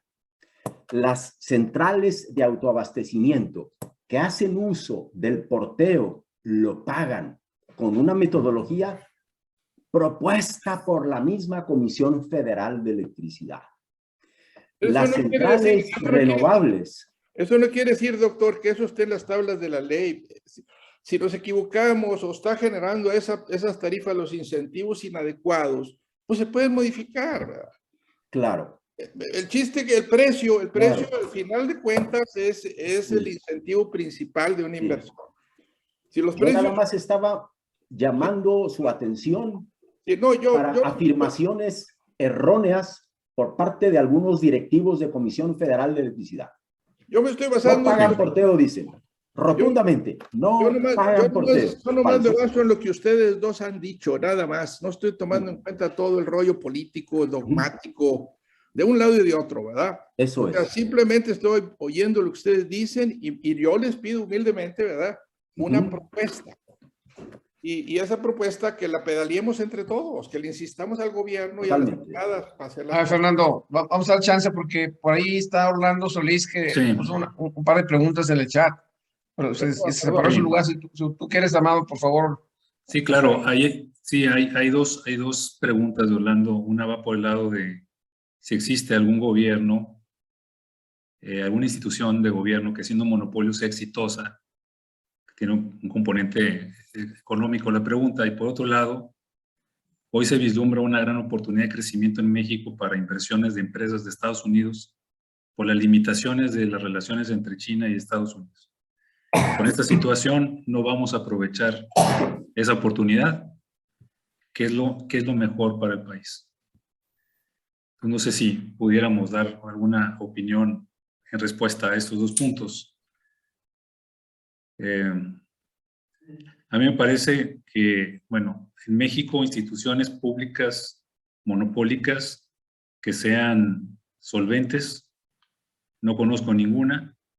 Por ahí se mencionan en algunos países como Noruega, que ha habido modelos que funcionan, pero son economías mucho más pequeñas que la nuestra, con fuentes más sólidas, pero igual, no sé si el doctor Armando Llamas tenga alguna opinión o el ingeniero Salinas. Y en términos de lo que dice Orlando, en parte de la oportunidad que tiene México, pues, sin duda. O sea, México tiene ahorita oportunidades enormes, pues les ha dejado pasar los últimos 3 años significativamente. Justamente porque hoy por hoy, invertir aquí en Nuevo León, estoy hablando de la zona en donde hay mayor disponibilidad de energía, está limitado en los parques industriales. Ya no digamos el agua, o sea, hablemos de la parte de energía. ¿Por qué? Porque se ha limitado la inversión en nuevos proyectos de generación en función de toda esta incertidumbre que viene desde 2020 a partir de la pandemia. Y a partir del 28 de abril, en donde el SENACE saca este memorándum, en donde quiere cambiar el orden de despacho y viene y detona hasta lo que estamos discutiendo ahorita de la reforma constitucional. Esto ha generado un nivel de incertidumbre a la inversión. Yo creo que el país está perdiendo oportunidades sin duda, ¿no? Sin duda. Ahorita hay problemas para atraer inversión al Estado. Llegan las empresas, piden energía y hay que hacer magia para poder garantizar espacios, lugares donde haya suficiente disponibilidad de energía para proyectos grandes. Entonces, bueno, yo lo pongo ahí en la mesa, no sé si estoy diciendo lo correcto, doctor Llamas, ingeniero Salinas. Totalmente de acuerdo. Miren, tal como lo propone el ingeniero Turner, doctor, modificar o revisar el porteo, revisar que se paguen los servicios conexos. Es más, que se pague la regulación primaria, que en este momento el código de red dice que es obligatoria, pero no se somete a competencia al mercado, que se vaya al mercado y que se pague de acuerdo a las reglas del mercado. Modificar el despacho económico, que eso ya fue muy estudiado en libros, ha sido practicado de manera exitosa en 20 regiones del mundo. Modificar las reglas del despacho de corto plazo para satisfacer porcentajes de un participante más. Es muy importante, pero es un participante más. Eso no tiene sentido, fíjense. Pero eso sí, revisar el porteo, revisar la manera en que se pagan los servicios conexos, revisar la situación del autoabastecimiento, vamos revisándolo. Todo eso se puede atender, como pero bien indican ustedes. Si me permites, no, yo creo que hay algo muy bueno que está saliendo de esto, donde veo que la mayoría está de acuerdo, de que el clúster, con el poder que tiene de presencia, los colegios, pudiéramos armar una propuesta donde podamos decirle, oye, bájale varias rayitas a la propuesta y se acomoda perfectamente con las necesidades y criterios generales operativos. Y las puertas son los clúster y los colegios. Tú estás en el CIME, yo estoy acá por AMIME y por el lado de ACIMEX, y bueno, podemos entre todos armar una buena propuesta. Y es más, estamos en contacto con los demás colegios y sería fabuloso armar algo. Mira, yo he visto muchas presentaciones. Nadie habla del problema de servicios conexos por regulación. Nadie habla. Y es fácil entender que los desgastes que se están ocasionando, dices, oye, pues antes le daba mantenimiento cada 3 años, ahora lo tengo que hacer cada año, ¿verdad? ¿Por qué? Pues porque nos la estamos echando. Entonces, yo creo que esa es una excelente propuesta que cuando ustedes gusten, doctor Armando, podemos hacer con todo gusto una propuesta y juntarla con todos los especialistas. Amado, mira, Sí. el tiempo se nos está colgando. Yo nomás quise hacer una pregunta más o menos sencillona y rápida, y hay una en el chat, y por allá darlo por terminado y también darle descanso a nuestros ponentes.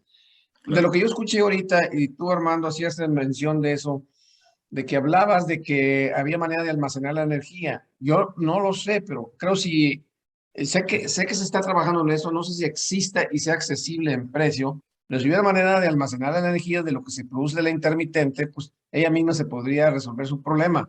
Creo que se está trabajando en eso, mas no sé si lo hay. Pregunto, ¿es así?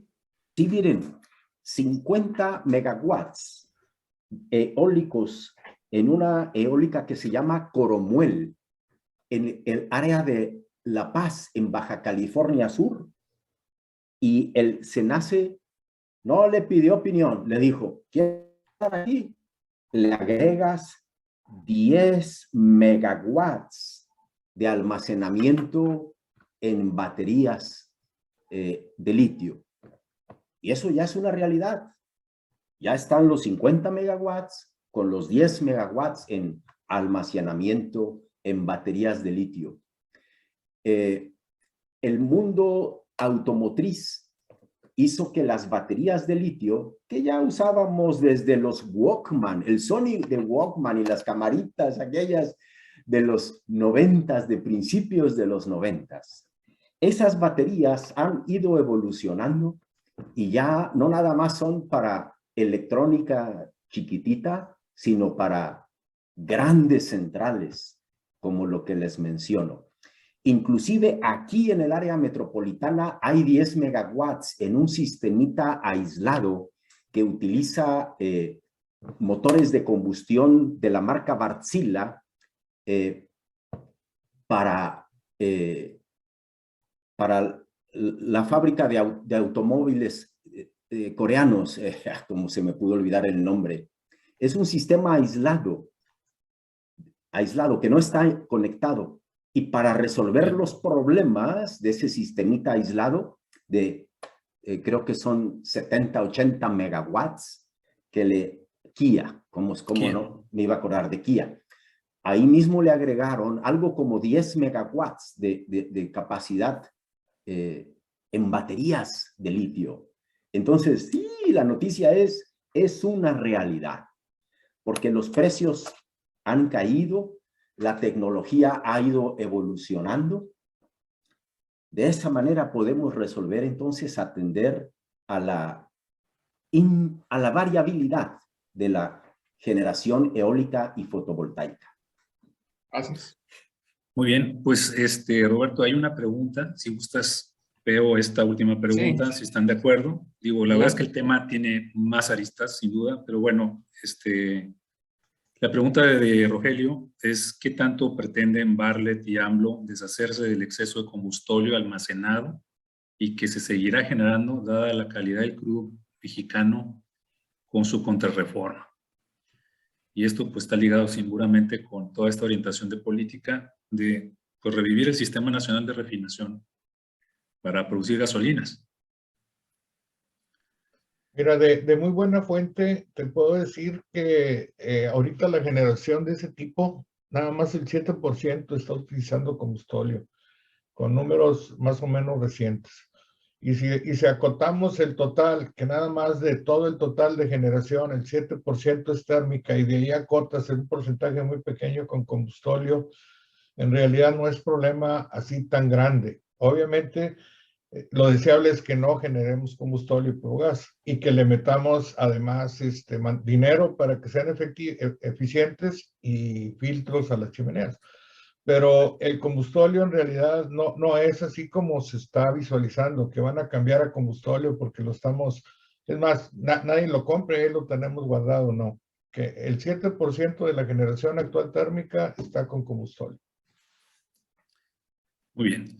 Pues Roberto, yo nada más lo que podría comentar adicional a lo que comentaba Fernando Turner es de que en la Comisión de Energía del Consejo Coordinador Empresarial se ha mencionado la disposición del sector privado para pagar estos servicios conexos. Esta parte del porteo, negociarlo. El problema es que no se ha podido tener mesas de negociación para este tema. Esa es la realidad. Y en términos del autoabasto, yo creo que también hay disposición de migrarse eventualmente al mercado eléctrico mayorista, y yo creo que la intención al final es promover mercado e inversión. Y eso no se resuelve, creo que lo comentó el doctor Llamas, no se resuelve con una reforma constitucional. Solamente es disposición de diálogo, negociación, sentarnos en la mesa y buscar lo mejor para el país, como un todo. Bueno, pues yo creo que no resta más que de parte de los asistentes del Colegio Monterrey, a los 3 ponentes que tuvimos hoy, que lo hicieron de manera extraordinaria, agradecer su participación, agradecer que nos hayan compartido sus conocimientos. Para mí fue muy enriquecedor, quedaron muchas cosas muy claras, y ese es el propósito del Colegio Monterrey, enriquecer las ideas de los asistentes, y pues vamos en ese sentido. Gracias y que descansen todos. Buenas noches. Felicidades. Excelente. Muy buena. Gracias. Hasta luego, Amado. Muy bien.